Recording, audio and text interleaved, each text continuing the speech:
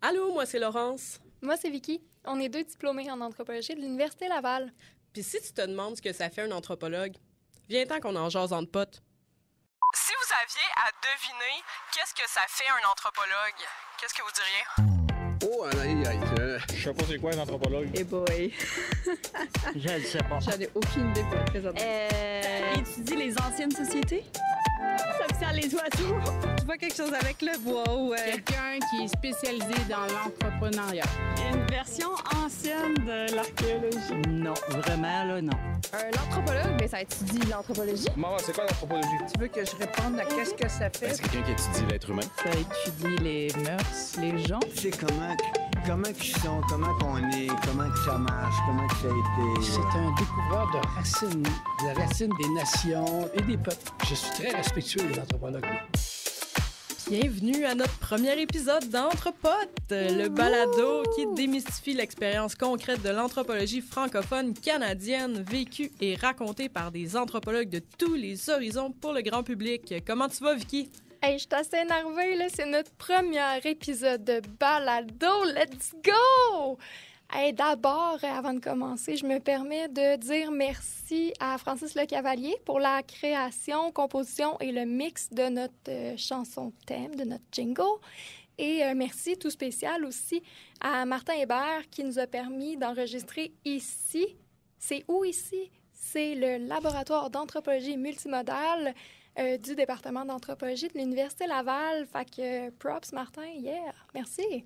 Et pour notre premier épisode, on a décidé d'en profiter pour, d'une part, faire une petite introduction à qu'est-ce que c'est l'anthropologie. Puis surtout, on va en profiter pour faire connaissance avec vous, cher public, parce que Laurence et moi, on se connaît très bien, mais vous n'avez aucune idée de qui on est. Fait qu'on va se présenter brièvement, présenter nos travaux et nos terrains respectifs. Yeah, ça promet, ça promet. Yes. Donc, écoute, je pense que je vais te laisser présenter un peu comment l'idée de notre balado est arrivée, là, Vicky. Yes, dans le fond, là... on a eu cette idée-là de projet de balado parce que souvent, depuis nos débuts en études de l'anthropologie, on se fait toujours demander qu'est-ce que ça fait un anthropologue.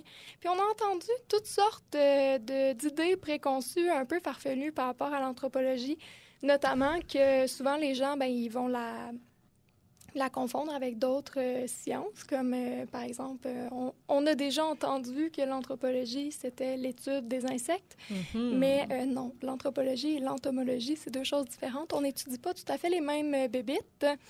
Puis il faut pas oublier le grand classique, hein? L'anthropologie, hein? La science des entrepôts. On est des experts, des spécialistes des entrepôts selon plusieurs, là. Oui, exactement. Grand classique aussi, qu'à peu près tous les étudiants en anthropologie vont entendre au moins une fois.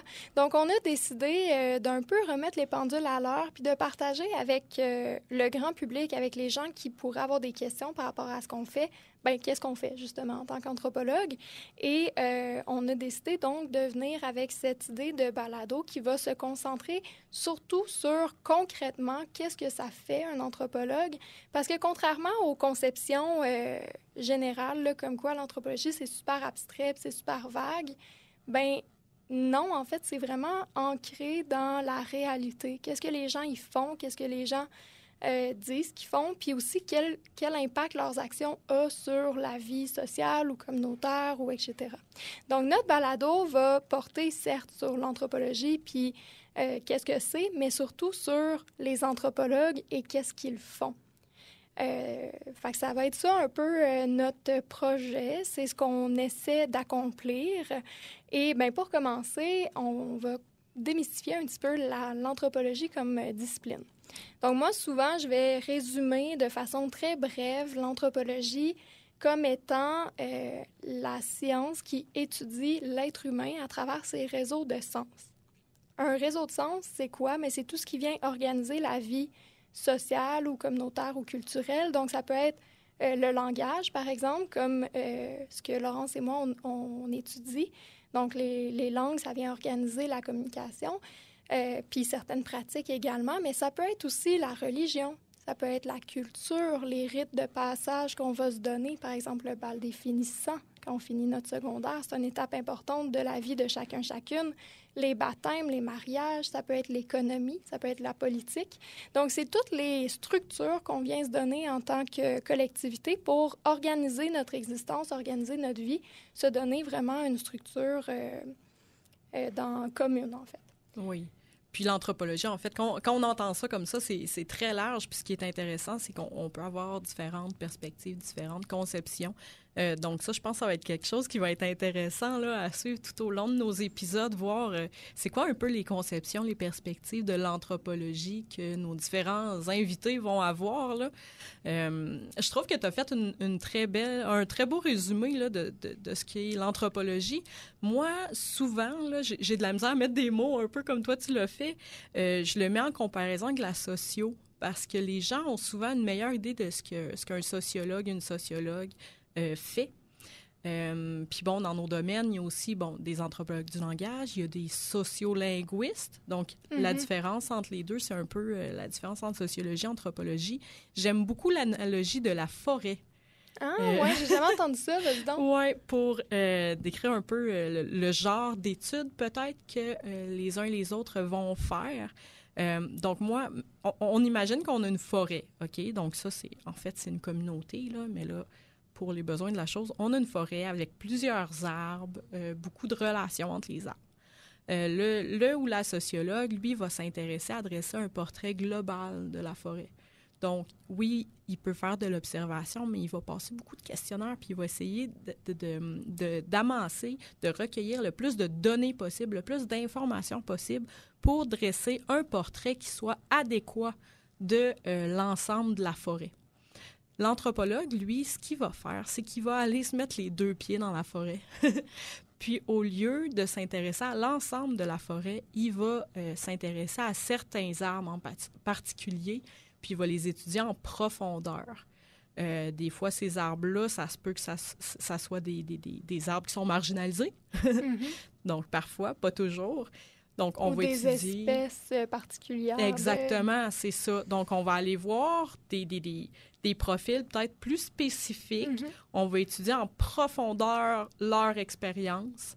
On va étudier en profondeur les relations qu'ils entretiennent, avec le sol, avec les autres arbres, avec l'environnement aux alentours. Donc, c'est vraiment plus comme ça que je l'explique habituellement. Puis, les deux perspectives sont complémentaires. Donc, on a le sociologue ou le sociolinguiste qui va vraiment faire le portrait global. Puis, de l'autre côté, on va avoir là, l'anthropologue qui va aller là, rajouter les spécificités, les détails, des fois qu'en regardant la grande image, on perd. Donc, il vient un peu zoomer là, sur des expériences plus spécifiques. Là. Donc, moi, j'aime ça utiliser cette image-là. Puis, je trouve que ça rend bien le fait que les anthropologues se mettent vraiment les pieds sur le terrain puis vont voir les gens. Là. Oui, exactement, parce que à mon humble avis, là, ce qui va vraiment caractériser l'anthropologie, c'est l'expérience de terrain. Donc, c'est pour ça qu'on va essayer tout au long de la saison de diffusion de notre balado de vraiment aborder principalement l'expérience de terrain des invités qu'on va recevoir. Donc, sur ce bref, mais je pense assez clair résumé de ce qu'est l'anthropologie. Pardon. On va commencer par faire connaissance avec vous, cher public, parce qu'on se connaît pas. Donc, je sais pas, Laurent, je peux peut-être commencer par te présenter. Ben écoute, vas-y, je poursuivrai ensuite. Alors, conviviale et pédagogue, Laurence est une mentor en anthropologie et en sciences sociales. Elle a agi à titre d'auxiliaire d'enseignement et de recherche où ses compétences théoriques et humaines sont appréciées. Animée d'une curiosité sans borne, elle s'intéresse aux dynamiques langagières et elle a travaillé notamment sur les langues basques et catalanes dans le cadre de sa maîtrise. On peut d'ailleurs lire son excellent mémoire intitulé « Entre identité et utilité en contexte globalisé ». Regard comparatif sur les, entre parenthèses, réorientations contemporaines des dynamiques de l'euskera en Euskadi et le catalan en Catalogne. Je m'excuse, je l'ai peut-être massacré. Presque. Et tu as aussi quelques communications et publications autres à ton actif. Et tu poursuis actuellement ton doctorat en anthropologie, toujours à l'Université Laval, sur le cas basque c'est exact. Oui, exactement. Donc, j'approfondis là, une piste de recherche là, que j'avais découverte pendant ma recherche de maîtrise. Super! Donc, laisse-moi maintenant te présenter, ma chère Vicky. Donc, spontanée et polyvalente, tu agis à titre de formatrice et interprète au lieu historique national de Gros-Île et le Mémorial des Irlandais à Parc Canada depuis 6 ans déjà. Tu es aussi travailleuse autonome en tant que professionnelle de recherche et chargée de projet, notamment auprès d'une OBNL, Violon Vert, École de danse celtique et irlandaise. Tu te passionnes pour la vulgarisation et les arts de la scène, ce qui a notamment nourri là, l'idée de ce podcast. Tu as aussi participé à des documentaires, une chronique d'ici première et au Poilu à Radio-Canada. Tu as aussi eu la chance de partager tes recherches lors de plusieurs conférences et tu viens tout juste de déposer officiellement ton mémoire « Désamorcer la langue, activisme langagier et changements sociaux dans l'Est de Belfast » qui sera disponible aussi en ligne sous peu, là, si ce n'est pas déjà le cas. Yeah! Donc, vous l'aurez bien compris, Laurence et moi, on s'est rencontrés dans le cadre de notre recherche de maîtrise, dans le cadre de nos études à la maîtrise, parce qu'on travaille sur des enjeux similaires, là, c'est-à-dire la revitalisation et les pratiques langagières dans des contextes de langue minoritaire européenne. Laurence plutôt du côté basque et catalan et moi dans le contexte nord-irlandais. On va peut-être prendre le temps de vous détailler légèrement nos travaux respectifs, puis on va faire des liens, évidemment, là, entre nos travaux respectifs avant de tomber dans le crunchy de nos terrains. Exactement, donc, parce qu'avant d'expliquer ce qu'on a fait sur le terrain, il faut expliquer un petit peu qu'est-ce qu'on cherchait, n'est-ce pas? Exactement. Donc, Laurent, je te laisserai peut-être starter ça. Oui, excellent. Donc, moi, là, pour la maîtrise, là, je m'étais intéressée aux langues basques et catalanes parce que j'avais fait une session d'université au bac là, au Pays basque, du côté espagnol. Donc, j'avais été vraiment immergée là, dans ce contexte-là, puis ça m'avait passionnée. Donc, pour la maîtrise, je suis retournée là-bas, puis mon but, c'était de comprendre un peu comment se réorientaient les pratiques langagières des locuteurs, locutrices. Donc, quelle langue qu'ils et elles utilisaient dans quel contexte, qu'est-ce qu'ils et elles pensaient de leur langue, etc., d'un côté. Et de l'autre côté, je m'intéressais à tous les efforts qui sont mis en place pour développer, promouvoir, pérenniser ces langues-là, donc l'euskera, la langue basque, et la langue catalane. Là. Donc, c'était vraiment ces deux axes-là et voir comment finalement, ce que les personnes qui parlent la langue, les locuteurs, les locutrices, ce qu'ils faisaient, ce qu'ils pensaient, ce qu'ils souhaitaient aussi pour le futur de la langue. Est-ce que c'est ça qui était répercuté finalement dans les efforts qui étaient faits autant dans les niveaux gouvernementaux que des niveaux plus locaux, communautaires, si les efforts correspondaient finalement à ce que les personnes qui parlent, qui vivent la langue finalement là, désiraient? Et dans mon cas à moi, ben, j'ai travaillé sur le gaélique irlandais. Donc, moi, j'ai une très longue historique d'intérêt envers tout ce qui touche de près ou de loin l'Irlande. Là, ça en frôle l'obsession, d'ailleurs. Donc, une fois arrivée à la maîtrise, pour moi, c'était officiel que je voulais travailler sur la langue irlandaise, mais je ne savais pas encore vraiment sous quel angle l'aborder. Et mon projet là, est vraiment né, moi aussi, d'une année que j'ai faite à Concordia dans le programme d'Irish Studies. C'était un cours de langue, mais notre professeur prenait tout le temps 5-10 minutes au début du cours pour nous parler un peu de ce qui se passait ou de la culture ou de la politique de l'Irlande ou de l'Irlande du Nord, d'où elle était originaire. Et c'est vraiment pendant ces petites discussions là, très brèves, mais ô combien intéressantes, que j'ai eu l'inspiration pour ma recherche. Et en fait, l'Irlande du Nord est comme une situation particulière parce que c'est toujours intégré dans le Royaume-Uni. Et en raison du long passé de conflits entre la communauté, disons, irlandaise, républicaine et ou catholique, et la communauté protestante, britannique et ou unioniste, il y avait une longue historique de conflits entre ces deux communautés-là. Et en 2017, on va atteindre une crise politique concernant notamment plusieurs enjeux, mais l'adoption d'une loi qui viendrait promouvoir et protéger le gaélique irlandais au sein du Royaume-Uni. Et là, on avait des grands débats publics. Ça a été quand même marqué par des manifestations des deux côtés. Et moi, je me suis demandé, mais pourquoi le gaélique irlandais pose-t-il problème en Irlande du Nord, alors qu'il y a d'autres langues celtes au sein du Royaume-Uni qui ont des lois qui les promouvoient, puis pour lesquelles c'est pas autant problématique. On peut penser notamment au gaélique écossais en Écosse, qui est reconnu depuis 2006, ou encore au gallois, au Pays de Galles, qui est reconnu depuis la fin des années 90. C'est ça, alors que c'est pas le cas du gaélique irlandais. C'est ça. C'était pas du tout le cas en ce qui concerne le gaélique irlandais. Fait que moi, je me suis intéressée au gaélique irlandais dans la ville de Belfast, de par son statut de capitale d'Irlande du Nord, mais aussi par son caractère urbain et divisé. Donc, la langue de Belfast est caractérisée par des divisions très strictes entre les différents quartiers. Et on le voit notamment avec les murs qui viennent diviser chacun de ces quartiers-là. Donc, je me suis intéressée au contexte de Belfast et je voulais savoir, j'avais 3 choses que je voulais savoir. Premièrement, dans la ville de Belfast, qui parle ou apprend le gaélique irlandais? Pourquoi ils l'apprennent ou le parlent? Puis avec qui et dans quel endroit on est le plus susceptible de les entendre le parler? Donc, c'était vraiment ça mon objectif. Là. Je voulais voir en quoi la langue vient organiser les pratiques langagières. Donc, quelle langue on va parler, dans quel contexte et à quel endroit. Donc, c'est à peu près ça pour ce que je cherchais à trouver. Ben, c'est intéressant parce que les deux, à quelque part, on a travaillé là, dans des contextes soit de conflit ou post-conflit. Là. Donc, il y a une manière de faire du terrain par rapport à ça. Il y a une manière d'aborder la chose. Donc, je pense que c'est le temps d'en parler un peu de notre terrain. Concrètement, qu'est-ce que tu en penses? Ben oui, je te laisserai commencer avec ton terrain qui était multisitué. Oui, exactement, parce que c'est ça. Si un de mes objectifs, c'était de m'intéresser vraiment aux pratiques des gens qui parlent la langue.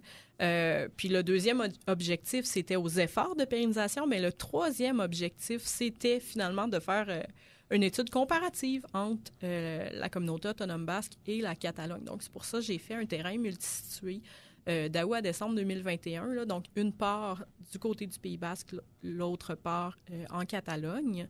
Mes activités de recherche étaient quand même très variées, là, mais concrètement, sur le terrain, qu'est-ce que je faisais? Bon, j'ai fait de la recherche documentaire parce que ça, oui, on pouvait en faire à partir du Québec, là, mais reste qu'il y a des documents, de la documentation qu'on n'a pas toujours accès là, quand on est ici. Donc, quand on va là-bas sur le terrain, on a accès à des bibliothèques spécifiques, que ce soit des bibliothèques universitaires, gouvernementales, des centres d'archives, etc. On a accès aussi à la presse, à la presse de là-bas qui peut être quand même très intéressante là, pour nous donner des pistes par rapport à ce qui se dit autour de la langue, aux commentaires comme ça qui sont rendus publics, qu'est-ce qui se débat aussi dans la sphère publique. Ensuite, d'autre part, j'ai fait beaucoup d'observations. Donc, de l'observation notamment dans les rues, dans les commerces, lors de différentes activités. Donc, les observations, là, je considère autant les observations visuelles qu'auditives, finalement. Donc, je regardais, j'observais avec mes yeux, mais j'écoutais aussi les langues que j'entendais plus que qu'est-ce qui se disait, parce que c'était ça qui m'intéressait. J'ai fait aussi de l'observation participante, qui est quand même une marque de commerce de l'anthropologie. Donc, j'assistais, là, l'observation participante, c'est que j'assistais aux événements vraiment à titre de participante et en plus, j'observais, là, pour ceux et celles qui nous écoutent, qui sont peut-être moins familiers avec ce concept-là. Donc, par exemple, j'ai fait du bénévolat, notamment dans un organisme de quartier. Donc, je faisais des activités de bénévolat avec eux et je faisais mes observations. En même temps, bien sûr, les membres étaient au courant. J'ai participé à des manifestations parce que j'étais dans un très bon momentum quand je suis allée sur le terrain. Là. Du côté basque, il y avait beaucoup de manifestations politiques autour de la question des prisonniers basques. Puis, du côté de la Catalogne également, on avait aussi beaucoup de manifestations autour d'un nouveau jugement de la Cour suprême espagnole là, par rapport au système d'immersion, pardonnez-moi, d'immersion catalane dans les écoles. Donc ça, c'est quelque chose aussi qui caractérise l'anthropologie, c'est que tu es sur le terrain, il se passe des choses, tu cours un peu après ce qui se passe. Faut prendre le bateau quand il passe. Exactement, c'est ça. Donc, après ça, j'ai fait des entretiens avec 48 participants et participantes, donc qui étaient des gens qui parlaient soit la langue basque, soit le catalan. Donc, je posais différentes questions par rapport à le contexte dans lequel ils utilisent ces langues-là, avec qui ils parlaient ces langues-là, s'il y avait justement à l'école versus au travail versus à la maison, quelle langue ils utilisent. Également, qu'est-ce qu'ils pensent de ces langues-là?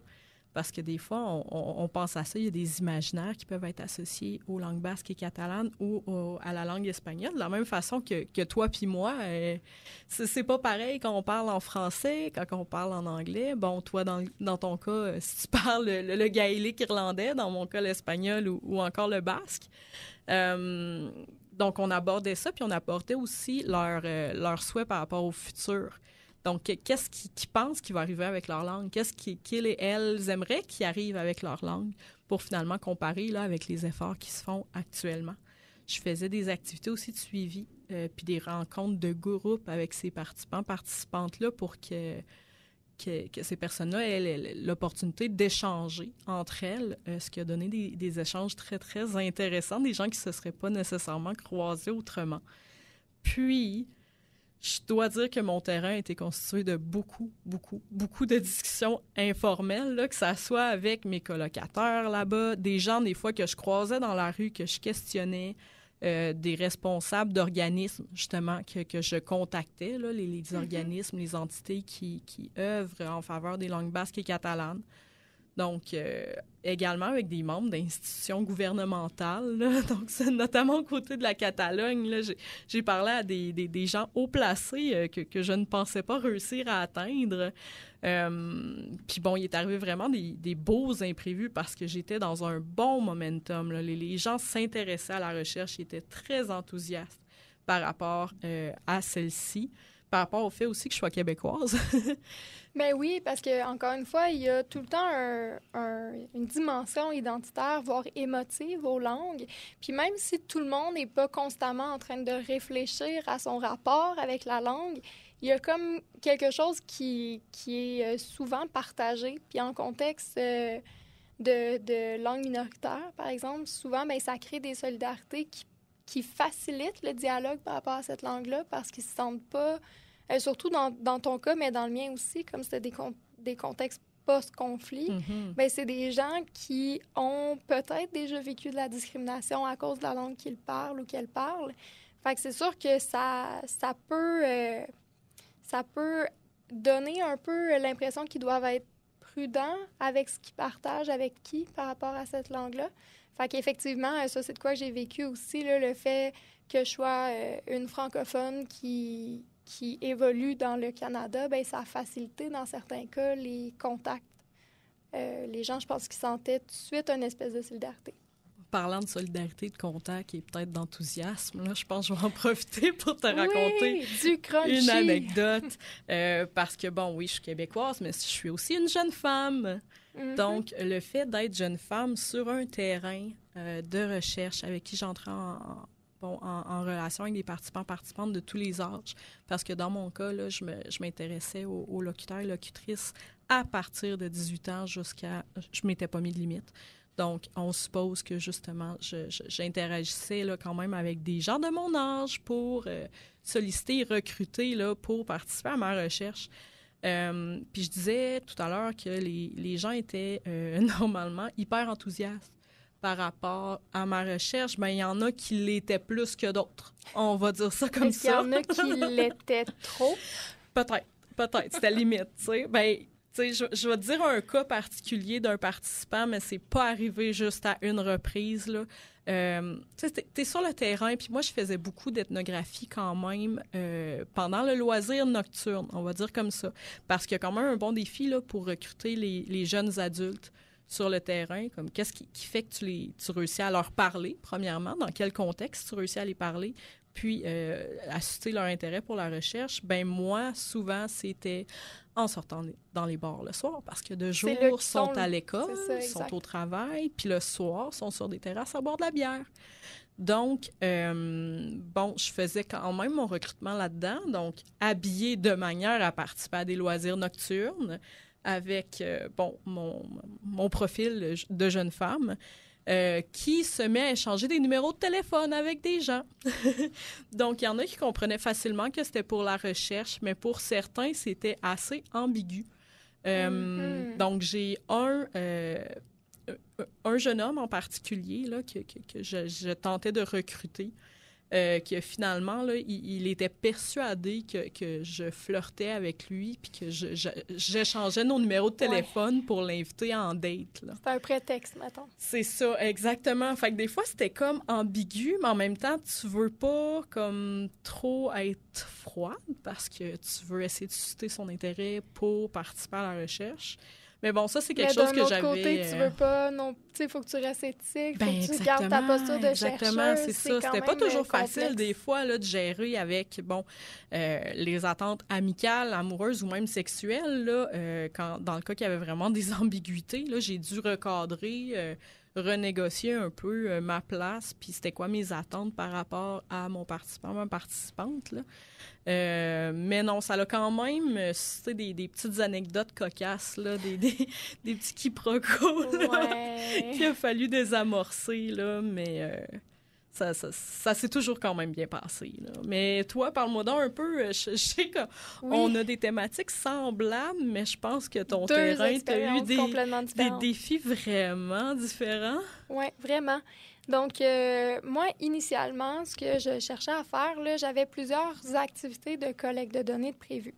Dans un premier temps, je voulais faire ce qui s'appelle une ethnographie de la communication.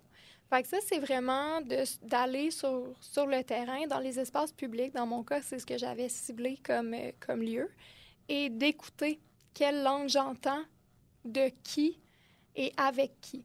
Donc, encore une fois, comme tu l'as mentionné, je ne m'intéressais pas tant à qu'est-ce qui se disait. De toute façon, ma maîtrise du gaélique irlandais ne permettait pas de comprendre de quoi il était question. Cependant, je voulais vraiment savoir dans chacune des sections de la ville. Donc, j'avais ciblé comme les 4 sections ou quartiers de la ville, là, donc l'Est, l'Ouest, le Sud et le Nord de la ville, qui sont caractérisés par la présence plus ou moins importante d'une des communautés. Par exemple, East Belfast, où j'ai fait l'essentiel de mon terrain, est caractérisé par une très forte présence de gens d'origine britannique, protestants, et l'unionisme, qui est une idéologie politique en Irlande du Nord, est très, très forte dans l'Est de la ville. Et l'Ouest, c'est l'inverse. Donc, c'est caractérisé par une présence très forte de gens d'origine irlandaise, catholique, et qui vont tendre plutôt du côté du républicanisme. Et le Nord et le Sud sont un peu plus mélangés, disons. Donc, moi, je voulais aller dans les cafés. J'avais ciblé les cafés parce que je trouvais que c'était un espace où c'était plus facile de faire une interprétation, de faire des observations. Puis oui, parce que dans un bar irlandais, ça doit pas être facile.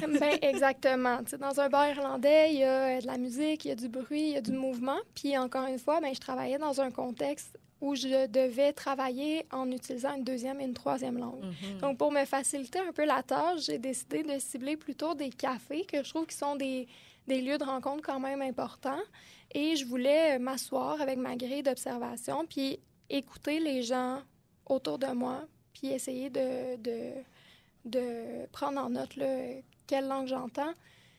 C'est-tu des personnes plus âgées? C'est-tu des jeunes? C'est-tu plus des femmes? C'est-tu plus des hommes? C'est-tu plus des enfants? C'est-tu des familles? Quelle catégorie de gens va parler quelle langue? Puis avec qui? Est-ce qu'ils parlent quand ils sont en petit comité? Est-ce qu'ils vont le parler spontanément ou non? Donc, c'était un peu ça ma première objectif. C'était vraiment d'aller sur le terrain, écouter les langues que les gens parlent. Deuxième stratégie, c'est, comme tu l'as mentionné, des observations participantes. Donc, moi, j'avais ciblé des organismes communautaires. C'est ça que je cherchais à observer davantage et j'avais ciblé plusieurs organismes qui œuvrent dans la promotion ou l'enseignement de la langue irlandaise.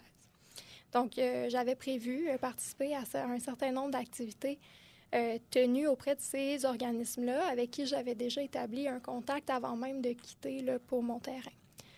Et finalement... Mais c'est ça, tu étais bien organisée. Ah, moi, j'étais prête. On aurait eu des terrains quand même similaires là, quand on regarde au niveau des stratégies de collecte de données. Oui, exact. Même en termes de multi-situés. C'est-à-dire que toi, tu avais vraiment ciblé 2 contextes langagiers différents. Moi, c'était le même, mais au sein de la ville. Tu sais, la ville de Belfast, elle est extrêmement divisée, puis il y a des contextes ou des choses très, très différentes qui vont se passer dans différentes sections de la ville. Fait que c'était quand même... Il y avait cet aspect-là quand même de comparer un contexte avec un autre, même si on restait dans la même ville. Sauf que, rappelle-nous donc les dates de ton terrain, Vicky.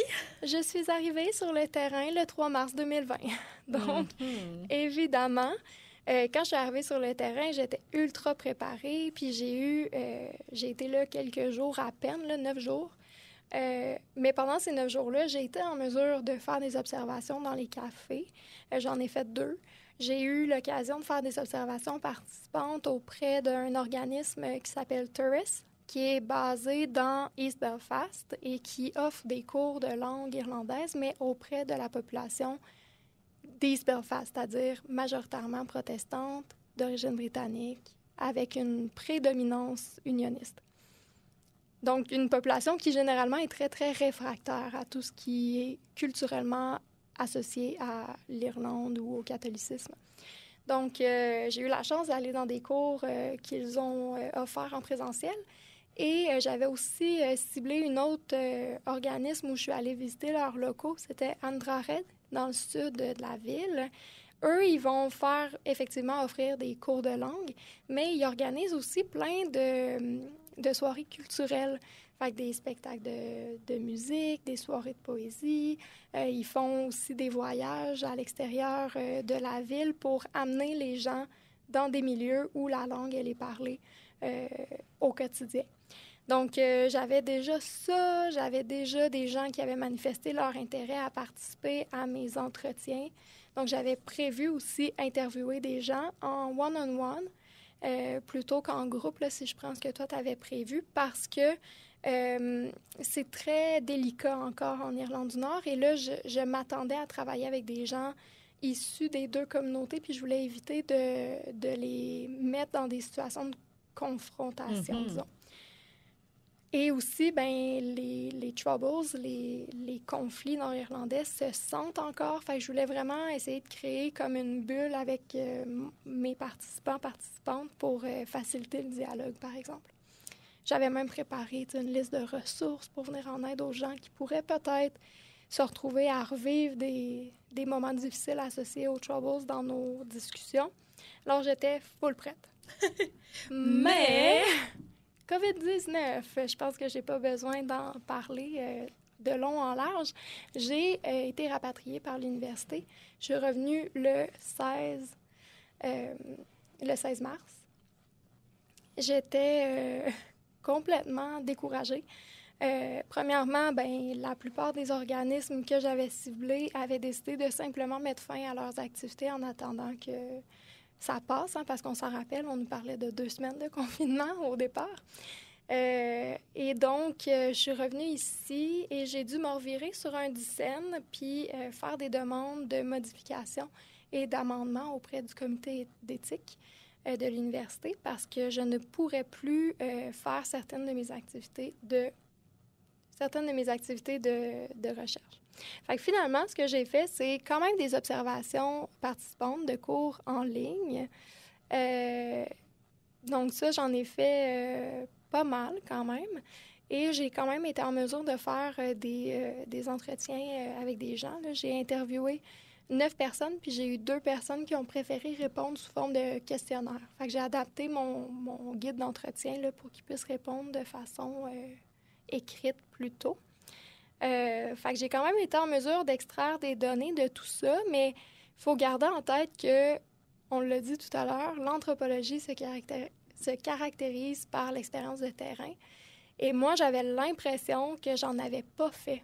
Fait que ça a été très, très, très difficile. Puis j'avais pas été préparée à analyser des données récoltées sur le web. Ben non, c'est ça, c'est vraiment pas la même dynamique, c'est pas le même type de données. Puis là, en plus, c'était sur, une communauté, un organisme en particulier, puis toute la préparation, tu sais, parce qu'il faut savoir que quand on fait une maîtrise en anthropologie, il y a 1 an auparavant qu'on fait des synthèses des écrits, on va préparer notre projet de recherche, on commence déjà à conceptualiser un peu comment même on va collecter, mais aussi comment on va analyser ces données-là. Dans plusieurs cas, on va dire qu'il faut s'adapter au terrain, mais dans ton cas, ça a été assez radical, là.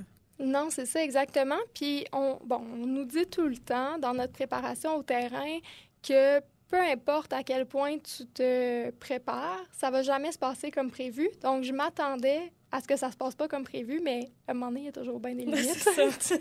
J'étais comme là, pour vrai, ça pourrait être plus mieux. Mais finalement, rassurez-vous, tout ce qui ne nous tue pas nous rend plus forts. Et donc, j'ai quand même été en mesure là, d'extraire des données. Ça a juste été un peu plus long parce qu'il a fallu que je retourne faire des recherches documentaires puis des recherches sur la méthodologie que je pouvais utiliser dans ces contextes-là. Et j'ai quand même réussi à dégager des résultats, là, puis mon analyse, elle existe. Là, oui, ton analyse théorique, là, je vous le dis tout de suite, là, ça coche. Oui, c'est ça. Puis, tu sais, au final, je me suis retrouvée à avoir un mémoire qui traite d'enjeux légèrement différents, mais comme tu l'as mentionné, ça a été un heureux hasard parce que finalement, je me suis retrouvée à travailler avec une seule organisme, qui est TERES, parce que c'est la seule qui a maintenu ses activités en ligne, mais ça m'a donné accès à une communauté de nouveaux locuteurs, locutrices, issus d'une communauté particulière, d'une communauté qui est normalement plutôt réfractaire à ce qui est associé à la culture irlandaise. Ça n'aurait pas été nécessairement des participantes sur lesquels tu aurais mis autant de temps, si on peut dire. Là. Exactement. Ça n'avait pas été de ça. Non, c'est ça. Fait que finalement, tu sais, mon mémoire, il porte surtout sur l'activisme langagier dans ces nouveaux espaces-là. Parce que TERES, j'ai réalisé que ils sont investis dans une résistance. Ils vont essayer de résister à l'omniprésence de l'anglais, puis ils vont vraiment militer pour changer le sens qui est associé à la langue irlandaise. Parce qu'une des raisons pour laquelle l'irlandais pose problème en Irlande du Nord, c'est qu'elle est associée à la menace de l'identité britannique. Donc, on l'associe à des groupes extrémistes, disons.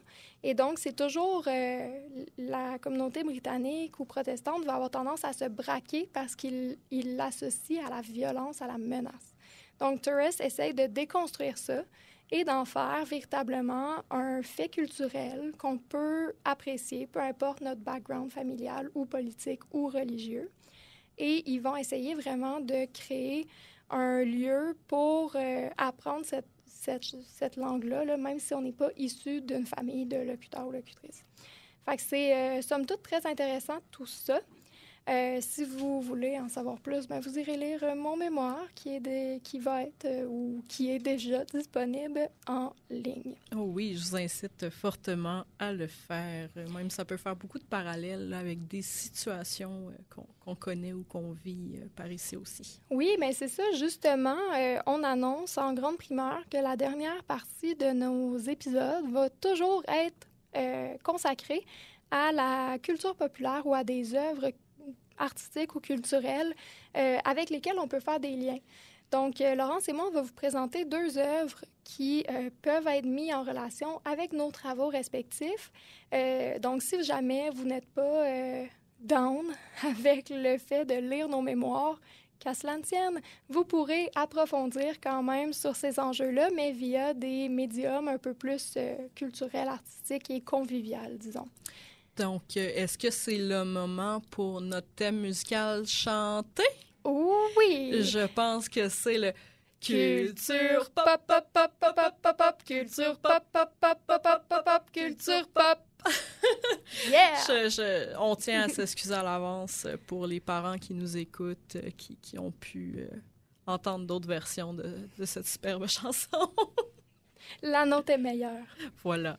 Donc, Laurence, est-ce que tu veux nous présenter ton œuvre culturelle? Ben oui. Hey, j'ai quand même réfléchi longtemps avant d'arrêter ma décision sur le film que je vous présente aujourd'hui. C'est le film Aquelarre en version originale ou Les sorcières d'Aquelarre en français. Donc, il s'agit d'un film là, de 2021 du réalisateur Pablo Aguero et de la co-scénariste Catel Guillou.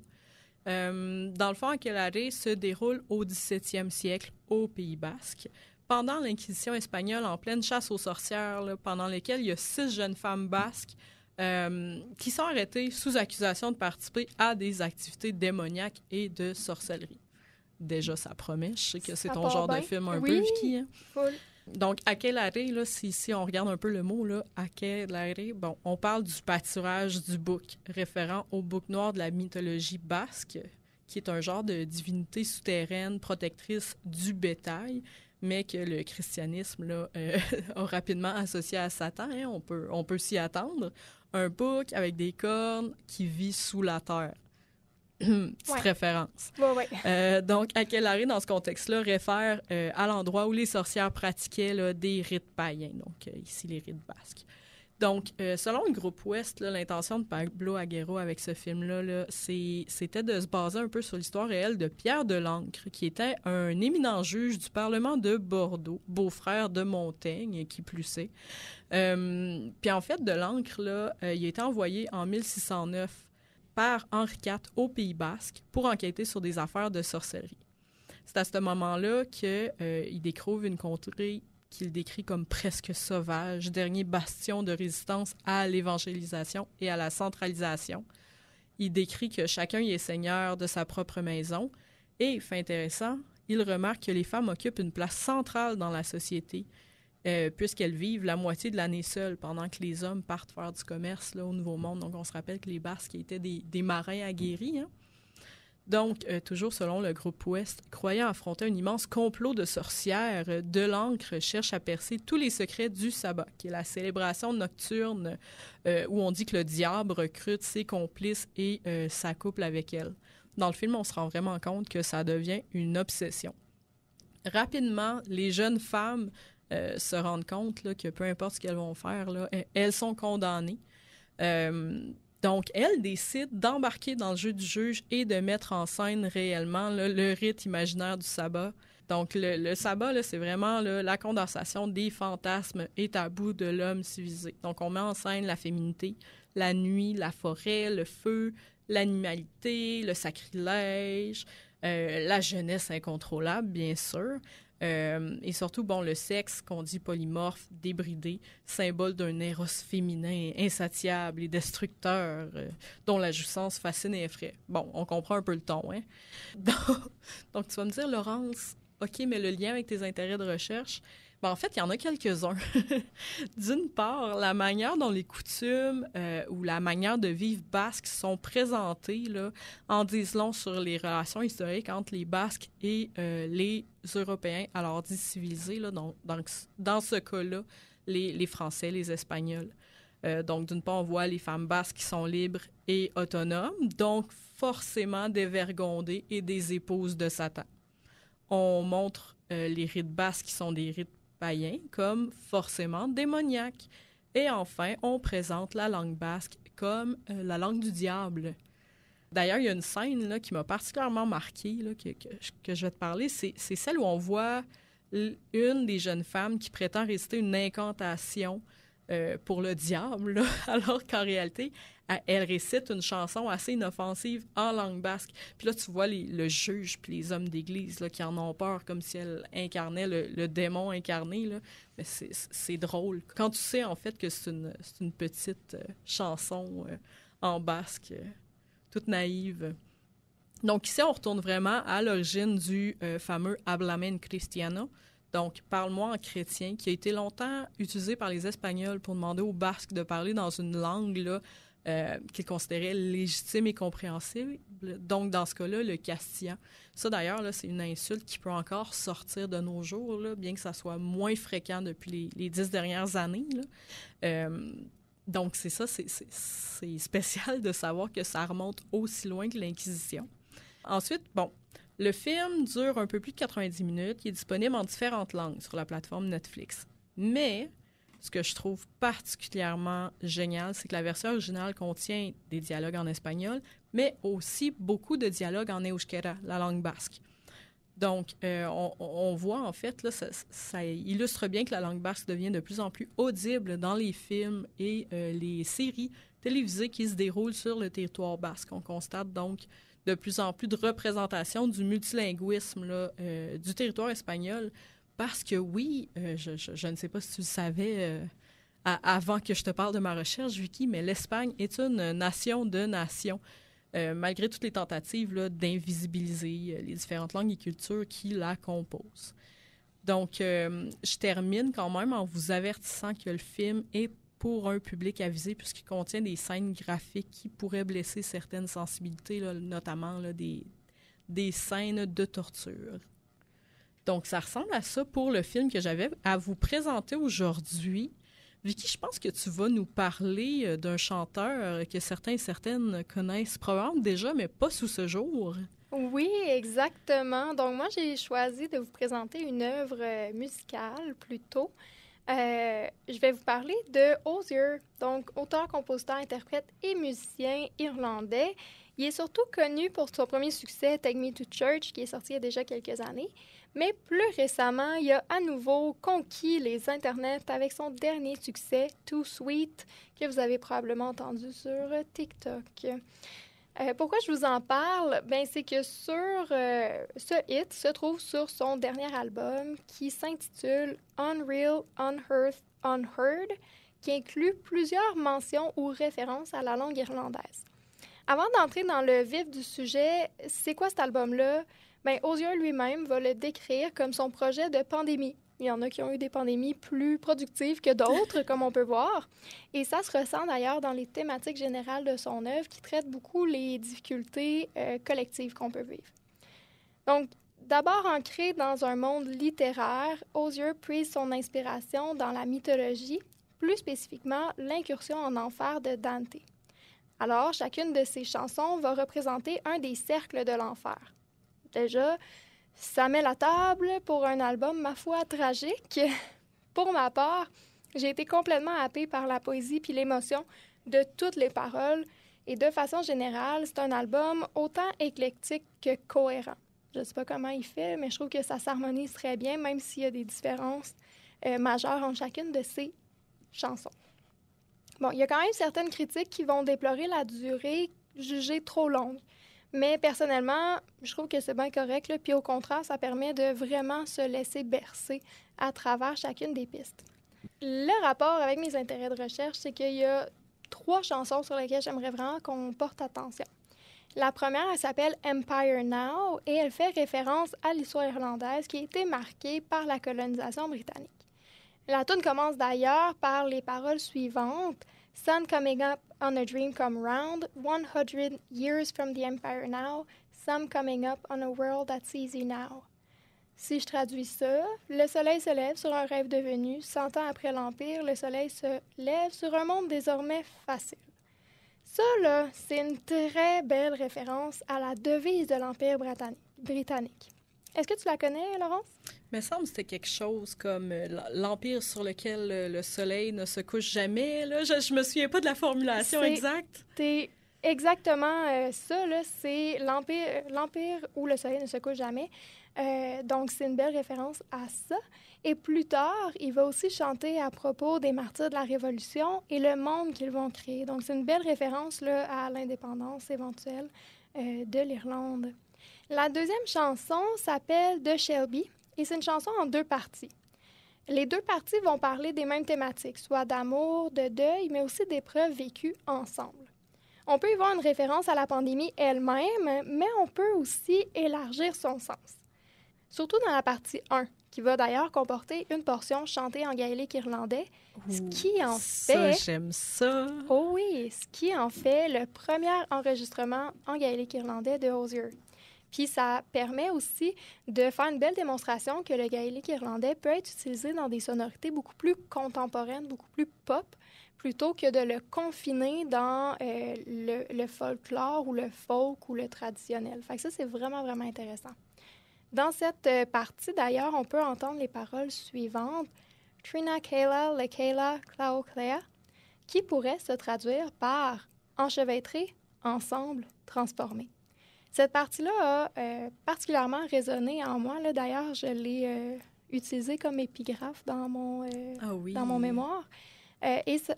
Pour moi, c'est vraiment une belle démonstration de la situation en Irlande du Nord où, justement, on a un conflit qui a marqué et qui a causé des traumas de part et d'autre, autant d'un côté que de l'autre.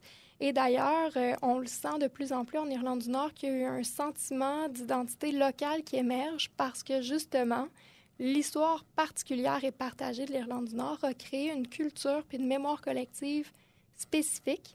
Et donc, il y a même un de mes participants qui m'a affirmé qu'une des choses qu'il partageait en Irlande du Nord, c'était le conflit, que les deux côtés avaient des torts, que les deux côtés avaient été des victimes et qu'à cause de ça, il y avait plus en commun avec son voisin protestant qu'avec un autre catholique qui vit dans le sud de l'Irlande, par exemple. Donc, je trouve que cette petite phrase-là, dans la chanson de Shelby de Hozier, en fait une belle démonstration, puis c'est tout à fait poétique également. Finalement, la troisième chanson s'appelle Butchered Tongue. Elle fait directement référence à l'impérialisme britannique et à la dépossession de la langue irlandaise, mais pas seulement. Cette chanson, à mon humble avis, peut toucher toute personne dont la culture a été affectée par la colonisation. D'ailleurs, il va faire mention d'Apachicola. Je le prononce comme Hozier le prononce dans sa chanson, mais c'est probablement pas la bonne prononciation. Vous m'envoyez, désolé. Mais ça, c'est une ville en Floride qui tire son nom de la langue Muskogee, signifiant les gens de l'autre côté. Mais il va faire aussi référence à d'autres noms de lieux issus des langues autochtones, puis il va faire référence aussi à la colonisation de l'Australie. Il aborde aussi la résilience des langues minoritaires, notamment à travers son expérience personnelle en Irlande. Il va chanter d'ailleurs « And as a young man blessed to pass so many road signs, and I have my fervent ears made fresh again on each unlikely sounds, but feel at home hearing a music that few still understand, a butchered tongue still singing here above the ground. » Ça, c'est assez puissant. c'est vraiment, vraiment...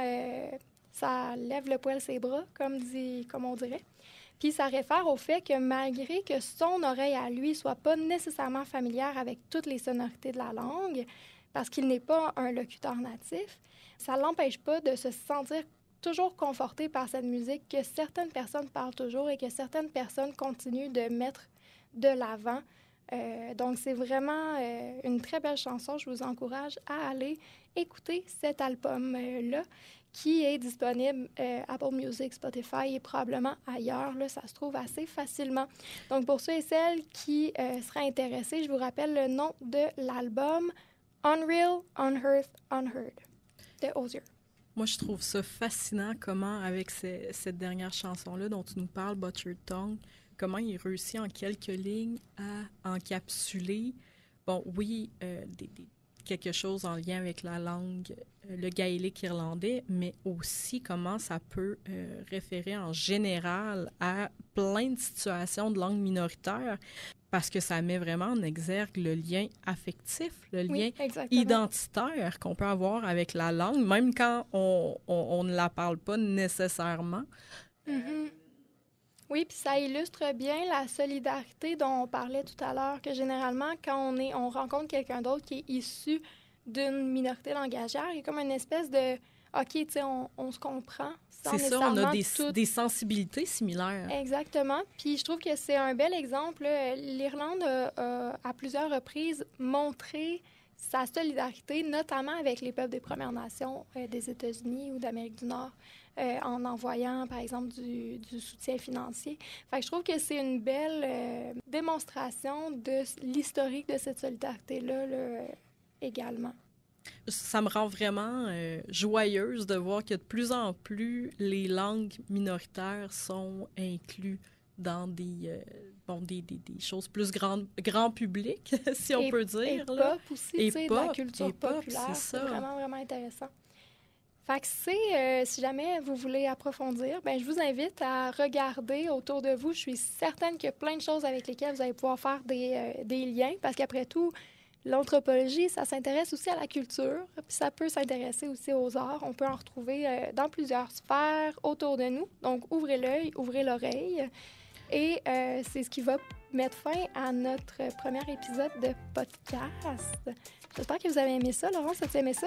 Ah, j'ai adoré. Puis je pense que la chose qu'il faut retenir, comme dirait notre directrice Michel Daveluy, ne boudez pas votre plaisir! Puis rejoignez-nous le mois prochain pour un deuxième épisode avec un invité! Wouhou! On se voit à la prochaine! À la prochaine! Yeah!